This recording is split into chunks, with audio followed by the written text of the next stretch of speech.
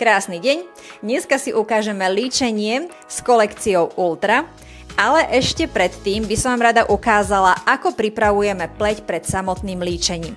Pretože aj to najkrajšie líčenie na suchej a nevyživenej pokožke nemusí vyzerať dobre.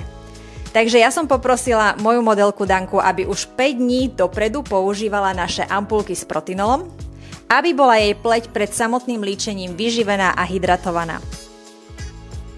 No a dnes nanesiem Danke 10-minútovú masku s kyselinou hyaluronovou, aby sme pleť ešte viacej hydratovali.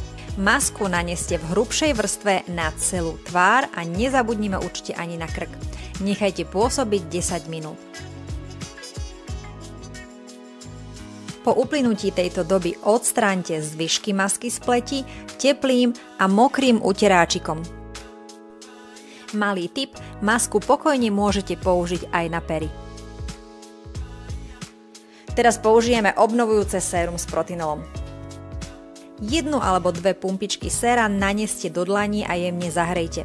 Potom sérum naneste na tvár krúživými a masážnymi pohybmi. A pre dokonalý efekt, liftingový efekt, použijem aj tento náš roller, masážnu pomôcku, ktorá nám ešte pomôže zapracovať sérum lepšie do pokožky a navyše okamžite pozdvihne kontúry.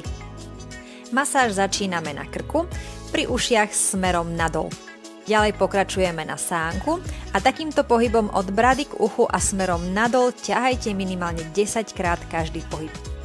Pokračujeme opäť na sánku, 10 pohybov od brady smerom k uchu. Prejdeme k líčku a po lícnej kosti vedieme pohyb od nosa smerom k uchu. Posledná masáž je masáž čela od obočia smerom nahor. Prejdite celé čelo minimálne 10 krát. Nikdy nezabudnite ani na očný krém. Dneska použijeme očný krém Eniu s vitamínom C, aby sme očné okolie nádherne rozjasnili. Krém nanášajte vo veľkosti zrnka ryže a jemne rozohrejte medzi prstami. Následne naneste na pokožku pod očami takýmito vklepkavými pohybmi. A poslednou bodkou je výživný a hydratačný krém a my dneska použijeme Eniu krém s protinolom.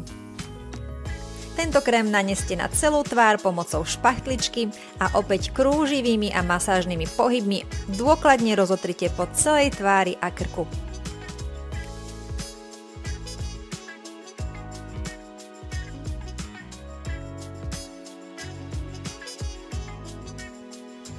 Teraz máme pleť dokonalo pripravenú na líčenie, takže poďme si ukázať samotné večerné líčenie.